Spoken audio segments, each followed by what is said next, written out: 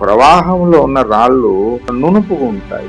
ఇప్పుడు మీరు ఏదైనా ప్రవాహంలో కొన్ని గరుకు ఉన్న ఆ రాళ్ళని తీసుకుపోయి ఒకవేళ మీరు ప్రవాహంలో పెట్టారనుకోండి, కొంతకాలానికి ఏమవుతుంది, ఆ నీళ్ళ ప్రవాహము తాకి తాకి తాకి తాకి తాకి ఒకనాటికి అవి నున్నగా అయిపోతాయి. క్రీస్తులోనికి రాకముందు, క్రీస్తులోకి వచ్చిన తరువాత మన జీవితము మారాలి. ఎంత మార్పు వస్తుంది ప్రియ దేవుని బిడ్డలారంటే, ఆకాశము భూమికి ఎంత మధ్యలో ఎంత తేడా ఉన్నదో మన వైఖరిలో, మన జీవిత విధానములో, మన ప్రవర్తనలో అంత మార్పు రాకపోతే క్రీస్తులోకి వచ్చినట్టు ఎలాగవుతుంది? నువ్వు రాళ్ళు గరుగుతున్నాయి కదా, ఒక ప్రవాహంలో తీసుకొచ్చి నునుపైపోతున్నాయి, గరకంతా పోతుంది. దేవుని సంఘము ఆయన శరీరంలో తీసుకొచ్చి పెట్టాడు నిన్ను.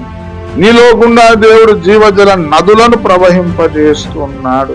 వాక్యము అనే జలము దేవుడు నీలో గుండా ప్రవహింపజేస్తూ ఉన్నాడు. ఎంత గరిగినావు నువ్వు అసలు?